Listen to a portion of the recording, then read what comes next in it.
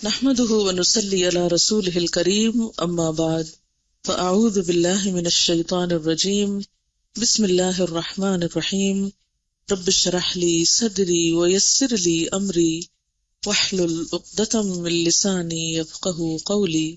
نماز کے شروع میں جو دعا ایک پڑھی جاتی ہے اللہم باعد بینی و بین خطایایا، یعنی وضو کر کے آپ نماز شروع کرتے ہیں تو آپ کہتے ہیں اللہم باعد بینی و بین خطایایا کما بعدت بین المشرق والمغرب، یعنی اتنے ہلاکت خیز ہیں ہمارے گناہ ہمارے لیے کہ ہم ان کو اپنے قریب بھی نہیں اب پھٹکنے دینا چاہتے. ان کو تو ہم سے اتنا دور کر دے جتنا مشرق اور مغرب کا فاصلہ ہے.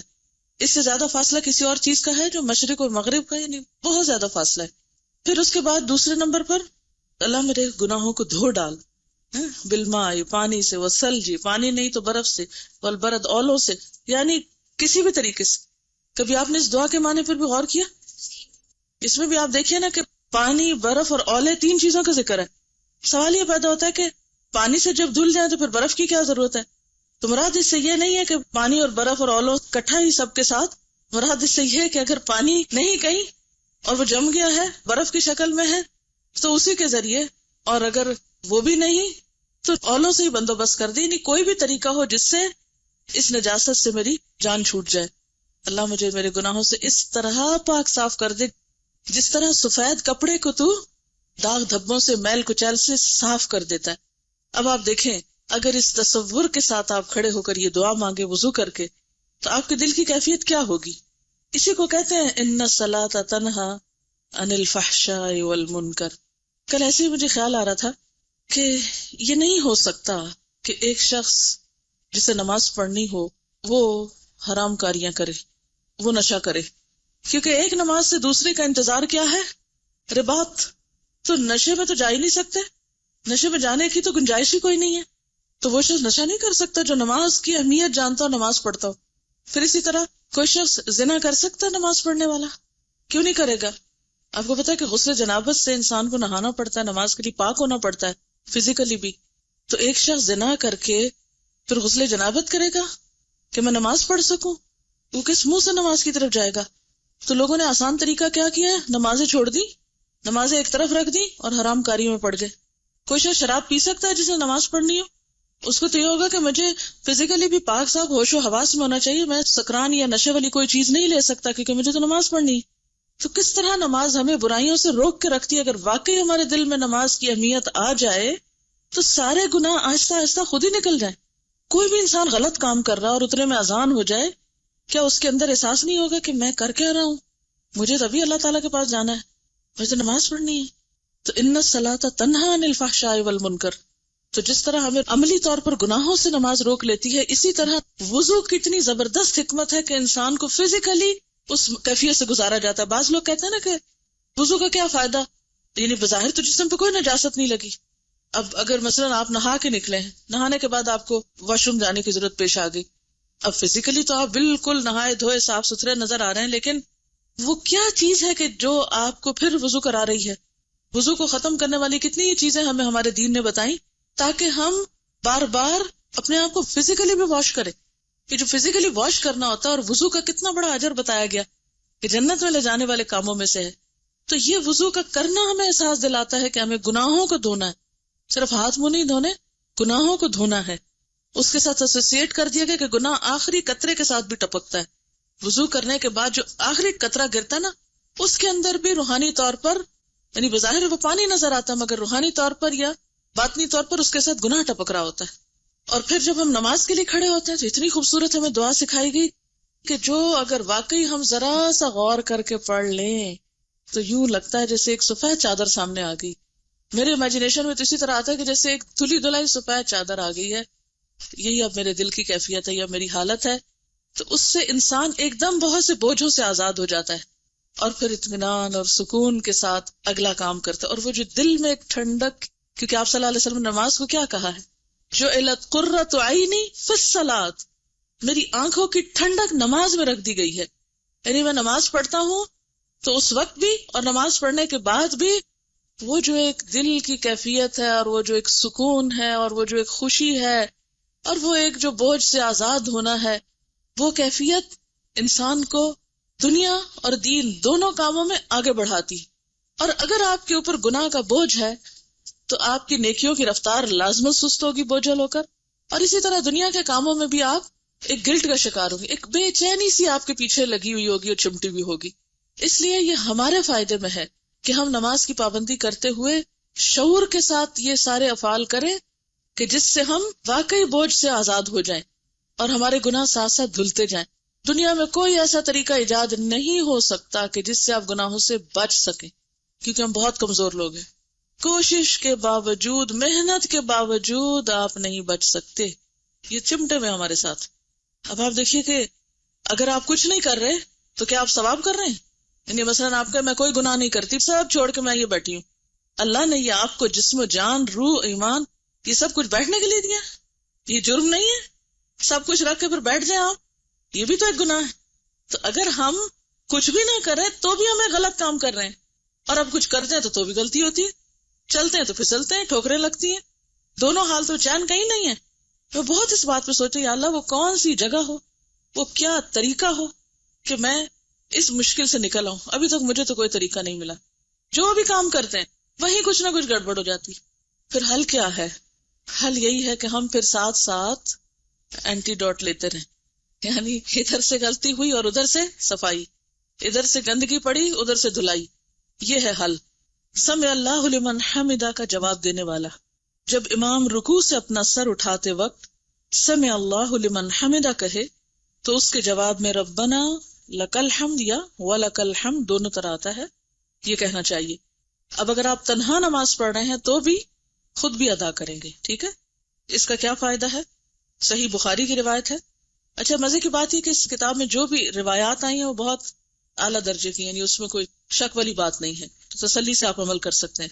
حضرت ابو ہریرہ رضی اللہ عنہ بیان کرتے ہیں ان رسول اللہ صلی اللہ علیہ وسلم قال اذا قال الامام سمع اللہ لمن حمدہ فقولوا اللہم ربنا لک الحمد فإنه من وافق قوله قول الملائکة غفر له ما تقدم من ذنبه. رسول اللہ صلی اللہ علیہ وسلم نے فرمایا، جب امام سمع اللہ لمن حمدہ کہے تو تم اللہم ربنا لک الحمد کہو، اس لیے کہ جس کا یہ کہنا فرشتوں کے کہنے سے مل جائے اس کے اگلے گناہ بخش دیے جائیں گے. جب وہ اللہ کی تعریف کرتا ہے سمع اللہ لمن حمدہ تو فرشتے ساتھ کیا کہتے ہیں؟ ربنا ولک الحمد، یعنی اس کا جواب ہے ایک طرح سے. اب آپ خود بھی پڑھ رہے ہیں، فرشتے بھی پڑھ رہے ہیں. اگر یہ میچ کر گیا، اور کب میچ کرے گا؟ جب آپ منہ میں جلدی سے پڑھ دیں گے. اس کے لیے پھر طریقہ ہی میٹر کرتا ہے نا کہ آپ پڑھ کس طرح رہے اس کو، تو اس میں پھر پچھلے گناہ بخش دیے جائیں گے. تو نماز بذات خود بھی گناہوں کی بخشش کا ذریعہ ہے، اور اس میں مزید کچھ تسبیحات وغیرہ پڑھنا وہ بھی. یہ حدیث آپ اپنے بہن بھائیوں کو، جیسے پہلے میں نے بتایا تھا نا، بچے جو نماز مسجد میں نہیں جاتے پڑھنے، ان کو جب آپ اس طرح کی بات بتائیں تو ذرا شوق اور دلا سکتے، کیونکہ اس میں لکھا ہے نا کہ اس فضیلت کا حقدار وہی انسان بنتا ہے جو مسجد میں باجماعت نماز ادا کرے.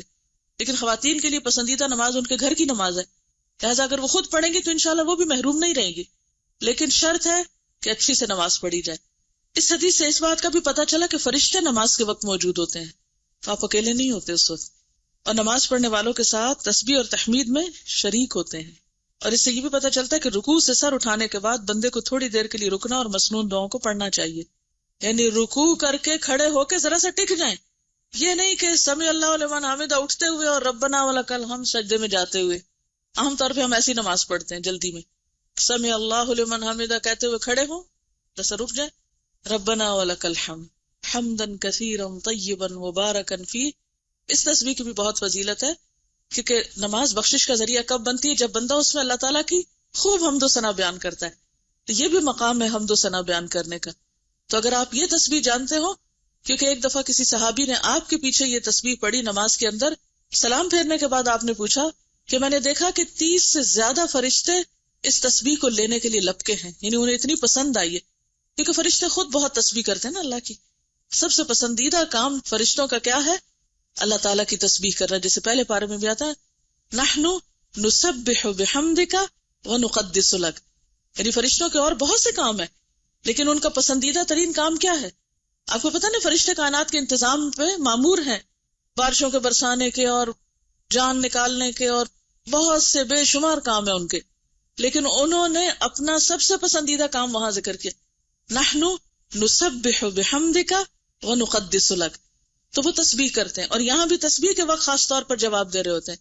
اور پھر وہ تسبیح جو ہے حمدن کثیرا طیبا مبارکا فیہ، یہ فرشتوں کی پسندیدہ ترین تسبیح تھی. 30 سے زائد فرشتے آگے لپک کے اس کو اٹھانے لگے. تو اس کو بھی اگر آپ پڑھ سکے تو زیادہ اچھا ہے. یہ پڑھ لیں تو جب اللہ اکبر کہیں تو نیچے جائیں. ٹھیک ہے. دیکھیے نماز میں خشوع کرنے کا ایک بہترین طریقہ کیا ہے کہ ہر سٹیپ کے بعد ذرا سا رک جائیں کہ آپ کے جسم کی حرکت ختم ہو جائے، پھر اگلا سٹیپ ادا کریں. پھر جمعے کی فضیلت پر ہے، یہ بھی آپ اپنے جو مرد حضرات ہیں ان کو بتا سکتے ہیں.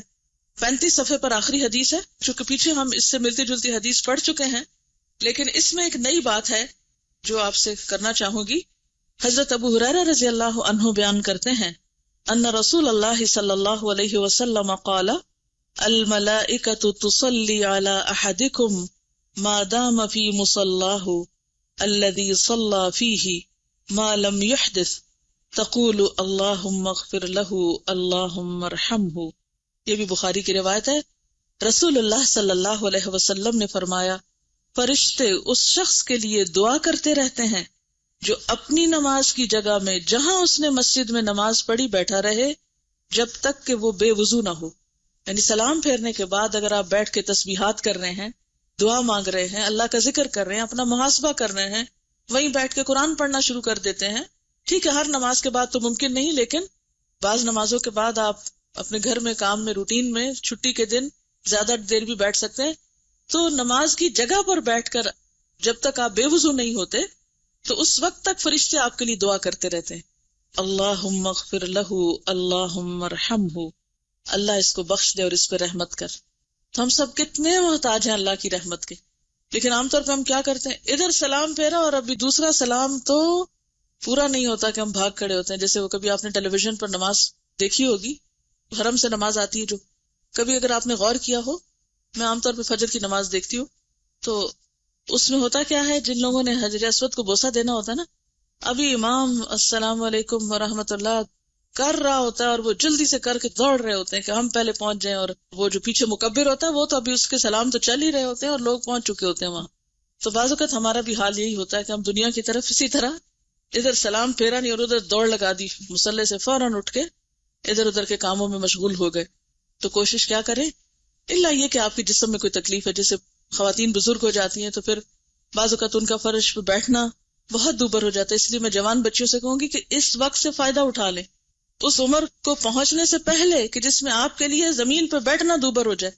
کتنی بہنیں ایسی ہیں، خصوصاً خواتین میں نے یہ دیکھا ہے کہ ایک سرٹن ایج پہ پہنچ کے ان کے لیے فرش پہ بیٹھنا محال ہو جاتا ہے. ہڈیاں ایسے دکھنے لگتی ہیں، گھٹنوں کی ایسی تکلیفیں شروع ہو جاتی ہیں، جسم میں ایسی دردیں شروع ہو جاتی ہیں کہ بیچاری اس جگہ بیٹھ ہی نہیں سکتی، لا محالہ اٹھنا پڑتا ہے. اب ظاہر ہے کہ عمر کے ساتھ ساتھ یہ مواقع پھر کم ہوتے جاتے ہیں نا، نیکیوں کی دوڑ بھی سست ہو جاتی ہے، اس طرح نہیں ہو سکتی. کیونکہ اکثر بچوں کو جب کہا جاتا ہے نا کہ اس عمر میں اچھے کام کرو، کہتے ہیں لو آپ نے اپنی تو ساری زندگی اور کاموں میں گنوا دی، ہمیں کہتے ہیں ابھی سے کرو. میں کہتی ہوں کہ یہ کیا عجیب بات کر رہے ہیں یہ بچے، یہ شکر نہیں کرتے کہ انہیں جلدی پتہ چل گیا. انہیں تو کہنا چاہیے شکر ہے آپ کو لیٹ پتہ چلا اور ہمیں جلدی پتہ چل گیا، ہم لکی ہیں. یہ کہنے کی بجائے الٹا کہتے ہیں کہ لو آپ نے تو اتنی زندگی گمراہی میں گزاری اور ہمیں آپ کہتے ہیں ابھی سے کرو. کہ نیکیوں میں جلدی کرنے کو آپ ایک عیب کا کام سمجھتے ہیں، اپنی شان کے خلاف سمجھتے ہیں. شکر کیوں نہیں کرتے کہ آپ خوش قسمت ہے پہلے پتہ چل گیا. اگر دنیا کی کسی چیز کا اگر ماں باپ کہنا کہ ہمارا بزنس تو وہ آفٹر 40 اتنا فلرش کیا تھا اور تم تو 20s میں یہ لے بیٹھے ہو، تو وہ آپ کہیں گے بہت لکی ہیں ہم کہ ہمیں 20s میں اتنا کچھ مل گیا جو ماں باپ نے 40s میں جا کے کمایا.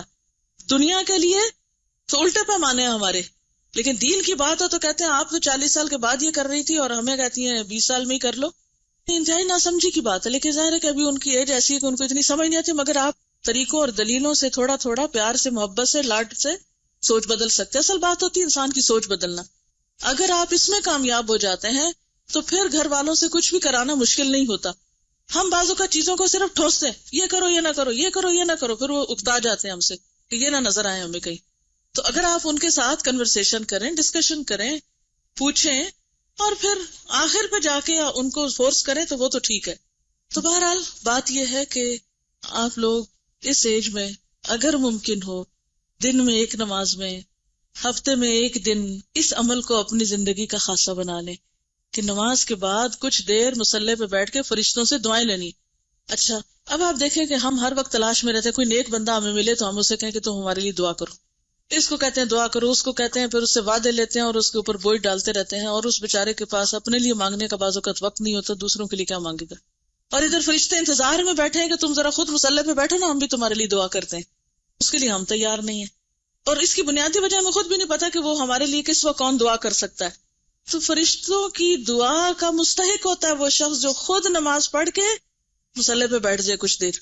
تو اس میں جلدی نہ کیا کرے، بہت دیر بھی نہ لگائے کہ گھر والے تنگ آ جائے، لیکن اپنا ایک خاص وقت بنائے ہر کام کا، ایک پرائیویٹ ٹائم جب لوگوں کو آپ کی ضرورت نہ ہو. ٹھیک ہے نا؟ مثلاً اگر فجر کے وقت گھر والے سو رہے ہیں، آپ علی اٹھ کے تو آرام سے بیٹھے ہوئے ہیں، یا مغرب کے بعد یا عشاء کے بعد بچے سو گئے، آپ نے نماز پڑھی اور آپ نے جو کچھ کرنا ہے ادھر مصلی پہ بیٹھ کے ہی کر لیں، یعنی اپنی دعائیں وہیں بیٹھ کے کر لیا کریں، قرآن پاک رکھ لیں، کوئی بک رکھ لیں، وٹ ایور. لیکن جب تک آپ اس مصلی پہ بیٹھے ہیں فرشتے آپ کے لیے دعائیں کر رہے ہیں، انجوائے کیا کریں. ہم تو آپ کچھ اور کر رہے ہیں اور فرشتے ہمارے لیے دعا کر رہے ہیں. اپنا لیسن بیٹھ کے یاد کر لیا کریں، کچھ بھی، اینی تھنگ. تو کم از کم روز ایک دفعہ، اتنا نہ ہو تو ہفتے میں ایک دن، چھٹی کے دن، یا کوئی ایک دن جس میں آپ ذرا زیادہ دیر مصلی پہ بیٹھ جائیں. ٹھیک ہے؟ پھر اسی طرح یہ بھی بڑی خوبصورت ہے 39 پیج پہ 100 مرتبہ سبحان اللہ کہنا. عن ابی ہریرہ رضی اللہ عنہ ان رسول اللہ صلی اللہ علیہ وسلم قال من قال سبحان اللہ وبحمدہ فی یوم 100 مرۃ حطت خطایاہ وان کانت مثل زبد البحر. یہ بھی بخاری کی روایت. حضرت ابو ہریرہ رضی اللہ تعالی عنہ سے روایت ہے کہ رسول اللہ صلی اللہ علیہ وسلم نے فرمایا، جو شخص دن میں 100 مرتبہ سبحان اللہ وبحمدہ کہے اس کے گناہ مٹا دیے جاتے ہیں، خواہ وہ سمندر کی جھاگ کے برابر ہی کیوں نہ ہو. اور سمندر کی جھاگ کے چھوٹے چھوٹے گناہ، جیسے آپ صلی اللہ علیہ وسلم نے حضرت عائشہ سے فرمایا تھا نا، عائشہ چھوٹے چھوٹے گناہوں سے بچتی رہنا، ورنہ وہ کیا کرتے ہیں، وہ ایک ڈھیر بن کے جلا ڈالتے ہیں، یعنی زیادہ ہلاکت خیز ہو جاتے ہیں. بڑا گناہ تو ایک ہی بڑا نا، لیکن چھوٹے چھوٹے مل کے اس سے بھی بڑے ہو جاتے ہیں. ٹھیک ہے نا؟ قطرہ قطرہ دریا ہو جاتا ہے. تو یہ جو سمندر کی جھاگ والی بات آتی تو میرے سامنے وہی ایک پکچر آ جاتی ہے کہ چھوٹے چھوٹے چھوٹے چھوٹے گناہ ڈھیر لگ گیا ان کا، جن کو ہم نے حقیر سمجھا وہ ایک بہت بڑی کوانٹٹی بن گئے. ایسے چھوٹے چھوٹے گناہوں کی معافی کے لیے اللہ کی حمد و ثنا. پھر آپ دیکھیں تسبیح جو ہے یہ کتنی بہترین چیز ہے. لیکن مشکل پتہ ہے کیا ہے؟ بات یہ ہے کہ دیکھنے کو یہ عمل بہت چھوٹا لگتا ہے اور آپ کہتے لو یہ کیا مشکل ہے، یہ تو میں آرام سے ہی کر سکتا ہوں. لیکن اصل بات یہ ہے کہ یہ اتنے آرام سے نہیں ہوتا.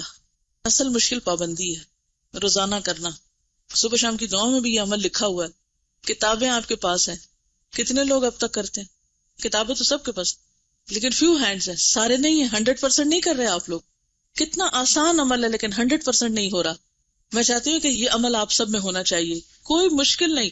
اگر آپ ایک دن بیٹھ کے سبحان اللہ و بحمدہ سبحان اللہ و بحمدہ کو 100 دفعہ گنے تو 2-3 منٹ سے زیادہ نہیں لگتے. تو 24 گھنٹوں میں 2-3 منٹ نہیں اپنے گناہ معاف کرانے کے لیے. اس کا طریقہ کیا ہے؟ میں نے اس کا کیا حل نکالا ہے کہ جب میں اپنے گھر سے نکلتی ہوں اپنے پڑھانے کی جگہ پر جانے کے لیے یا آفس جانے کے لیے، تو میں بیٹھتے ہی ایک اور کام کرتی ہوں. آپ کو پتہ نا سواری پہ نفل پڑھ سکتے ہیں، تو چونکہ ٹائم کم ہوتا ہے تو عام طور پر میں گھر سے نکلتے ہی سبحان الذی سخر لنا اور وہ گھر سے نکلنے کی دعائیں پڑھ لیتی ہوں، اور جو ہی گاڑی قبلے کی طرف مڑتی ہے تو میں اللہ اکبر کر کے 2 نفل شروع کر دیتی ہوں. ایک تو یہ ہے کہ نبی صلی اللہ علیہ وسلم کی سنت کی پیروی ہو جاتی ہے کیونکہ آپ سواری پر بھی نفل پڑھتے تھے. ٹھیک ہے. دوسرا یہ ہے کہ عام طور پر ہمارے اوپر اتنے فرائض اور ذمہ داریاں ہیں کہ نفل پڑھنے کا ٹائم کم ملتا ہے. تو ایسے اوقات کو انسان استعمال کر سکتا ہے، اللہ ہی کہ آپ خود ڈرائیو کر رہے ہیں پھر تو نہیں ہو سکتا نا، پھر تو مشکل ہے. لیکن اگر آپ کہیں بھی ہیں تو جس پوزیشن پہ بیٹھے ہیں آپ بیٹھ کے آرام سے نیچے ہو کے پڑھ سکتے ہیں. اچھا، پھر تیسری بات یہ کہ جو ہی نفل ختم ہوتے ہیں تو میں تسبیح لے کے یہ تسبیح پوری کر لیتی ہوں.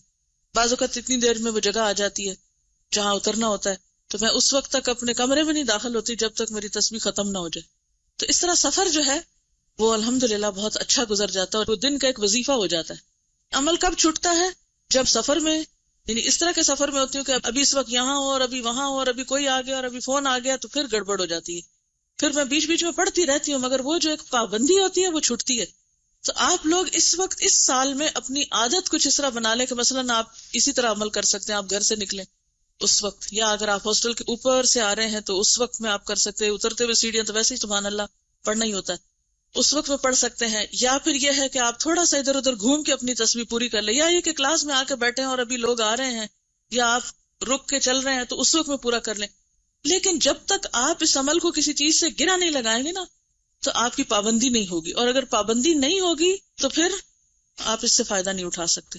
تو کوئی ایسا ٹائم جس میں آپ سوچے کہ یہ کام تو میں روز ہی کرتی ہوں، مثلا آپ گھر میں روز برتن دھوتے ہیں تو آپ اس میں ٹائم دیکھ لیں 2-3 منٹ میں پورا ہو جاتا ہے تو ٹھیک ہے، نہ بھی گنے تو 100 سے زیادہ بھی ہو سکتا ہے، اس سے کیا نقصان ہے.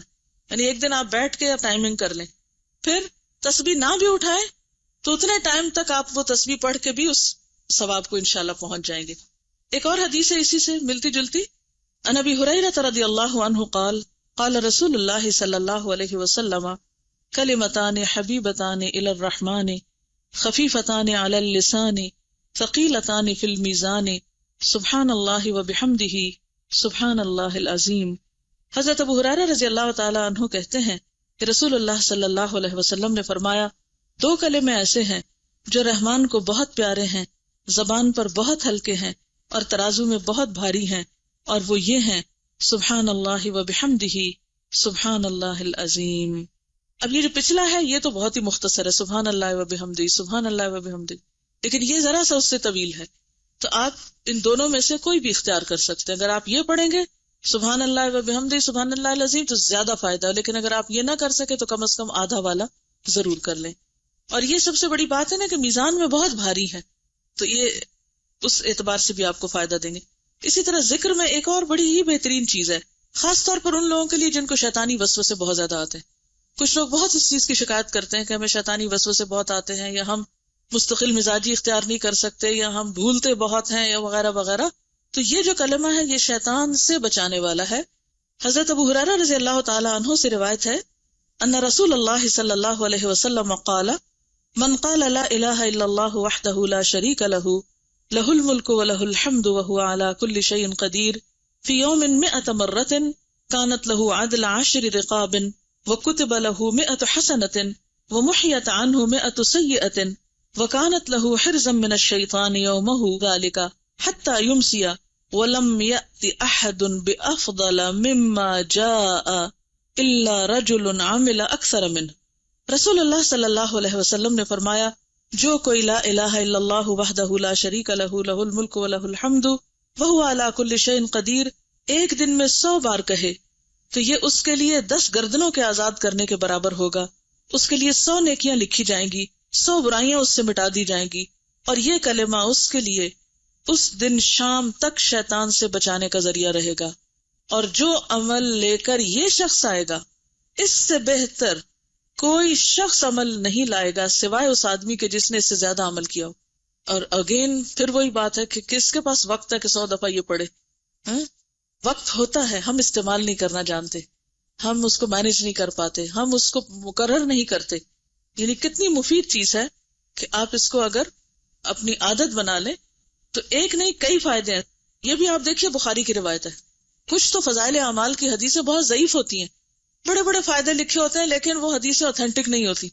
یہ حدیث اوتھینٹک ہے، یعنی یقینی بات ہے، آپ پورے شرح صدر کے ساتھ اس کو کر سکتے ہیں. تو اس میں نمبر 1 10 غلام آزاد کرنے کا ثواب، نمبر 2 100 نیکیوں کا لکھا جانا، پھر نمبر 3 100 برائیوں کا مٹنا، اور نمبر 4 صبح سے شام تک شیطانی حملوں سے حفاظت. اور شیطان کی اکساہٹیں، وسوسے، اس کا بھلوانا، جو بھی کچھ شیطان دشمنی میں کرتا ہے، لوگوں کے درمیان فساد پھیلانا، ڈرانا، خوف دلانا. آپ کو پتہ ہے کبھی آپ قرآن پاک کی روح سے دیکھیں کہ شیطان کیا کیا کرتا ہے. تو ایک اسائنمنٹ ان کو دے دیں کسی وقت، قرآن کو ذرا دوبارہ سے پڑھ کے دیکھیں کہ اس میں کیا کیا لکھا ہوا. یعنی شیطان کیا کیا کرتا ہے. الشیطان یعدکم الفقر ویأمرکم بالفحشاء، انسانی الشیطان بھلواتا ہے. پھر اسی طرح ینزغ بینکم فساد ڈلواتا ہے. یعنی اور بھی اس کے بہت سے کام ہیں. شاید شیطان کے ہتھ کنڈوں میں کچھ چیزوں کا ذکر بھی ہو، مجھے نہیں اب یاد کیونکہ 5 سال ہو گئے اس لیکچر کو. تو اینی ہاؤ اب شیطان کے جتنے بھی وار ہیں ان سارے واروں سے یہ کلمہ آپ کو انشاءاللہ محفوظ رکھے گا. یعنی آپ کے اندر ایک ایمان کی ایسی طاقت ہوگی شیطان آپ کے اوپر آ نہیں سکتا. اور یہ جو لوگ یہ شکایت کرتے ہیں ان کو جن چمٹے میں اور معلوم نہیں کون کون ان کے پاس آتا ہے اور جاتا ہے، ان سب کو بھی اس سے خلاصی ہو سکتی ہے. یعنی جو اس قسم کی گفتگو فرمائیں ان کو بھی یہ نسخہ بتایا کریں کہ آپ یہ عمل کریں اور پھر بتائیں. کیونکہ نبی صلی اللہ علیہ وسلم کی بات سے بڑھ کر سچی بات کس کی ہو سکتی ہے؟ اچھا جناب، اگر یہ 100 دفعہ نہ کہہ سکیں تو کم از کم 10 دفعہ کہہ لیا کریں، کیونکہ 45 پیج پر آخر میں یہ حدیث دیکھیے، حضرت ابو ایوب انصاری رضی اللہ تعالی عنہ نبی صلی اللہ علیہ وسلم سے روایت کرتے ہیں، من قال لا الہ الا اللہ وحدہ لا شریک لہ لہ الملک ولہ الحمد وہو علی کل شیء قدیر 10 مرار کان کمن اعتق 4 انفس من ولد اسماعیل. یہ صحیح مسلم کی روایت ہے، جو شخص 10 مرتبہ یہ کلمہ کہے لا الہ الا اللہ وحدہ لا شریک لہ لہ الملک ولہ الحمد وہو علی کل شیء قدیر، وہ اس شخص کی طرح ہوگا جس نے اسماعیل علیہ السلام کی اولاد سے 4 شخص آزاد کیے. یعنی اس کا صرف اتنا فائدہ ہے اگر 10 دفعہ پڑھے، لیکن اگر آپ کسی بھی طرح اپنے آپ کو پابند کر سکیں، اور اس ایج میں تو آپ کے اوپر کوئی بہت بڑے مسئلے مسائل نہیں ہیں، گھر جاتے وقت واپسی پہ اگر آپ یہ باندھ لیں، ایک تسبیح کر لیں، آتے وقت سبحان اللہ و بحمدہ کر لیں، اور جاتے وقت لا الہ الا اللہ وحدہ کی کر لیں. اور اگر ایک دن آپ ٹائمنگ کر لیں، مثلا آپ خود ڈرائیونگ کر رہے ہیں تو آپ کو پتا ہوگا اتنے منٹ میں گھر آتا ہے اور اتنے منٹ میں پڑھ کے یہ کلمہ 100 دفعہ ہو جاتا ہے، تو پھر بھی اس سے آپ کو فائدہ ہوگا. اسی طرح نماز کے بعد جو تسبیحات پڑھی جاتی ہیں اس میں 33 مرتبہ سبحان اللہ، 33 مرتبہ الحمدللہ، 33 مرتبہ اللہ اکبر کہنا، اور 100 کی تعداد پوری کرنے کے لیے لا الہ الا اللہ وحدہ لا شریک لہ لہ الملک ولہ الحمد وہو علی کل شیء قدیر پڑھنا. اس کی ساری خطائیں معاف کر دی جائیں گی، اگرچہ وہ سمندر کی جھاگ کے برابر ہی کیوں نہ. اب آپ دیکھیں کتنی آپشنز آپ کو دی جا رہی، آپ ایک کام کر لیں، وہ نہیں کر سکے دوسرا کر لیں، وہ نہیں کر سکے تیسرا کر لیں، لیکن کچھ نہ کچھ تو کریں. خوش قسمت ہے وہ جن کو یہ سب کرنے کی توفیق ہو جائے، کیونکہ یہ توفیق کی بات ہے، مشکل نہیں ہے، بہت ٹائم نہیں لگتا.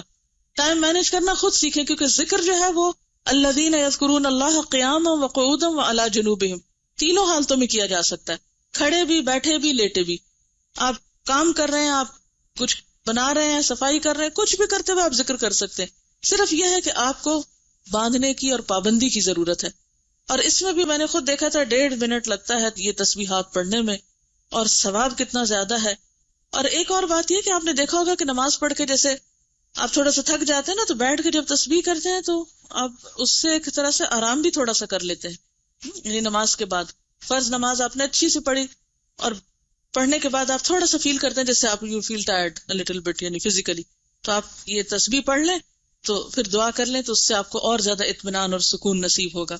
اور اسی سے ملتی جلتی حدیثیں جو ہیں یہ مزید بھی موجود ہیں، یہ آپ کے خود پڑھنے کے لیے میں نے چھوڑ دی ہیں. اور اس میں خاص طور پر رات کے وقت سوتے وقت اگر یہ تسبیحات پڑھی جائیں، خصوصاً تھکاوٹ کے بعد، آپ بہت تھک گئے ہیں، آپ کو نیند نہیں آ رہی، آپ تسبیح پڑھنا شروع کریں، پوری ہونے سے پہلے ہی سو جائیں گے. میں نے اکثر یہ تجربہ کیا، ایسا سکون آتا ہے کہ پتہ نہیں چلتا کتنی پڑھی گئی اور کتنی نہیں. حضرت فاطمہ سے متعلق یہ حدیث ہے، ان کو تسبیحات فاطمہ بھی اسی وجہ سے کہا جاتا ہے. حضرت فاطمہ رضی اللہ تعالی عنہا نے یہ شکوہ کیا کہ چکی پیسنے سے ان کے ہاتھ پہ نشان پڑ گیا ہے، اور وہ نبی صلی اللہ علیہ وسلم کے پاس ایک لونڈی مانگنے کے لیے آئیں. اتفاق سے نبی صلی اللہ علیہ وسلم نہ ملے تو انہوں نے حضرت عائشہ سے اپنے آنے کا مقصد بیان کیا اور چلی گئی. جب نبی صلی اللہ علیہ وسلم تشریف لائے تو حضرت عائشہ نے آپ سے حضرت فاطمہ کے آنے کا ذکر کیا. حضرت علی رضی اللہ تعالیٰ عنہ بیان کرتے ہیں کہ نبی صلی اللہ علیہ وسلم ہمارے پاس اس وقت تشریف لائے جب ہم اپنے بستروں پر سونے کے لیے جا چکے تھے. میں نے آپ کو دیکھ کر اٹھنا چاہا، لیکن آپ نے فرمایا اٹھو نہیں، اپنی جگہ رہو. آپ تشریف لا کر ہم دونوں کے بیچ میں بیٹھ گئے. میں نے آپ کے پاؤں کی ٹھنڈک اپنے سینے میں محسوس کی. آپ نے فرمایا میں تم دونوں کو ایسی ترکیب نہ بتاؤں جو تمہارے لیے ایک خدمتگار سے بڑھ کر ہو. جب تم دونوں اپنی خوابگاہ میں اپنے بچھونوں پہ جانے لگو تو 33 بار اللہ اکبر کہو، 33 بار سبحان اللہ اور 33 بار الحمدللہ. یہ عمل تمہارے لیے ایک خدمتگار سے بڑھ کر ہوگا. یعنی کوئی خدمتگار تمہیں دبائے بیٹھ کے، تو اس سے بہتر ہے کہ تم یہ تسبیحات پڑھ کر سو جاؤ. اچھا، اس میں 2-3 اور باتیں بھی پتہ چل رہی ہیں. نمبر 1 حضرت فاطمہ رضی اللہ تعالی عنہا کا اپنے ہاتھوں سے کام کرنا. نمبر 2 آپ صلی اللہ علیہ وسلم کے پاس جا کر والدین سے کسی چیز کی ڈیمانڈ کرنا. یعنی والدین سے سوال میں نہیں آتا، یعنی کسی اور سے جیسے آپ سوال کرتے تو معیوب ہے نا، لیکن والدین کے پاس جا کر اپنی حاجت آپ رکھ سکتے ہیں، پیغام بھی بھیج سکتے ہیں کہ مجھے اس چیز کی ضرورت ہے.